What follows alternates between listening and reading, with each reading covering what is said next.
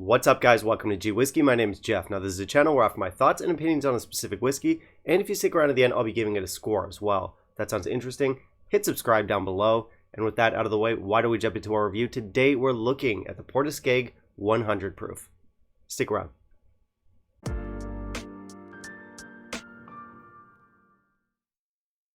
So we've got a Port Askaig with us today. This is a mystery malt. They don't tell us that this is Kalila, so there's absolutely no way for us to know what distillery this comes from. Today we're looking at the 100 proof. I think this is one of their more popular releases. This one's a no age stated high ABV whiskey. It came out back in 2015. Like I said, very popular. I don't know the sales numbers or anything, but there is quite a bit of chatter about this online in like Facebook groups, just in the community on the whole. Now, it's worth noting there are two different versions of this whiskey. I've got the 100 proof. This is the version that's sold outside of the United States. This one has the higher ABV. It's based on the British proof system, and it comes in at 57.1%. The version they get in the States is called the 110 proof, which of course is going to be based on the American proofing system. And kind of counterintuitively, that one actually has the lower ABV of the two. That one comes in at 55%. Aside from that 2% difference in ABV, these two whiskeys should be pretty much the same thing. Anyway, I have a bit of a mixed relationship with this brand. The first Port Askaig I ever had was like better part of 10 years ago. That was a 17-year-old release. Really good. I thoroughly enjoyed that one. It wasn't too expensive at the time either. But unfortunately, that one's since been discontinued. And since then, I haven't bought too much from them. They ended up reshuffling their line at some point, and the prices for their aged stuff just went way up. So I kind of stopped buying those.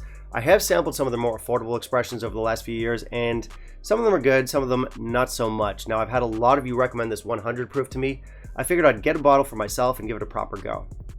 Now, I have said in the past that I'm not always a huge fan of these young, undisclosed, no age stated Islay single malts. Sometimes they're great, sometimes not so much. But as we all know, peat works at a younger age, so a lot of people get behind this style of whiskey. And don't get me wrong, I do like a good peat monster. But man, some of them are just too young. Big, loud, intense, powerful. All of that sounds good. But, you know, you can call me a snob. I need a certain level of nuance or sophistication that you don't find in a lot of these very young Islas. That being said, this one is one of the better regarded ones. So why don't we hop into a review of it, see what it's all about. And in the meantime, if you could kindly leave a like down below, that'd be greatly appreciated. So, as I mentioned earlier, our ABV on this one comes in at 57.1%, which is nice.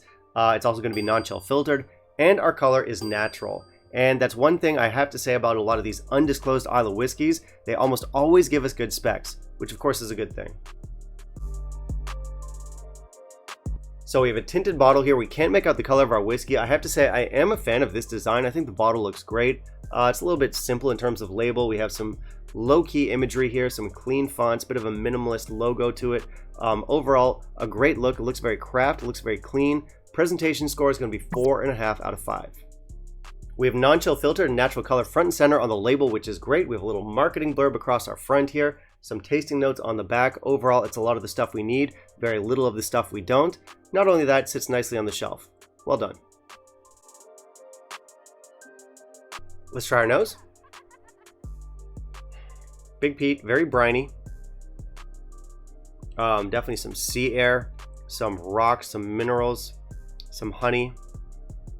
There's some smoke in here, some smoked meat. I'm originally from a city called Montreal, which is famous for its smoked meat. I am getting that flavor in here, which is pretty cool. This is a young nose. Luckily, it's nothing too harsh, nothing too off-putting. Now the palate.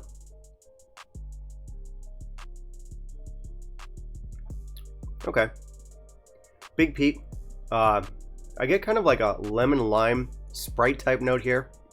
Interesting. We have honey, toffee, we have cream in here. I'm getting some bandages, maybe some seawater, more of that smoked meat note again, and we have some crispy bacon. Let's try our finish.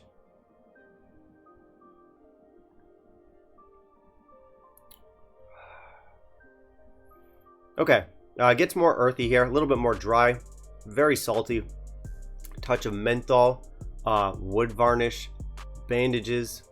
Of course, we have sort of like peat, mineral, rocks, sea air, all that stuff. Oddly specific, but those dried processed bacon bits that you put in salad. I get that flavor in here. This is a big, long finish. So this is an interesting one. It's a big whiskey, no doubt, and I do get the appeal here. You know, this kind of whiskey doesn't always work for me, but I always understand why people buy them. People are signing up for something very specific when they buy these young, no age-stated Islas. They want something big, loud, intense, rugged. The people who enjoy that kind of whiskey are not going to be disappointed with this one. You're getting what you want here. This is a beastly peat monster. This one's more medicinal than your typical Caol Ila, which a lot of you I'm sure will enjoy, but do be aware of that. I do like the meatiness in here. It kind of takes me back to those days in Canada. So there are definitely some elements that work really well in here that are unique to this expression. I reviewed other stuff on this channel like Smokehead and Scarabus, similar category of whiskey, also very popular ones. I would say this one fits in with them. You know, it's a fine entry into the genre, into the style of whiskey.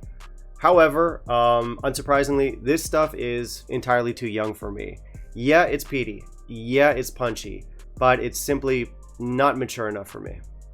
But I would love to see this as a fully fledged cask strength 8 or 10-year-old. I'm sure that would be delicious. Actually, I think they do have a cask strength 10-year-old. I think I saw it online. I've never seen it here in Taiwan, but I think there is a 10-year-old cask strength version. That's probably one to try. I'm sure that fixes a lot of the flaws that I'm getting with this one.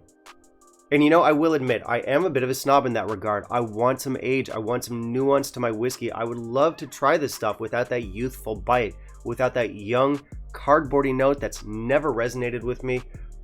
So it's one where, yeah, I see the appeal, but it's not for me. So my score for this one is going to be 82. You know, it's big, it's loud, it's smoky, it's peaty.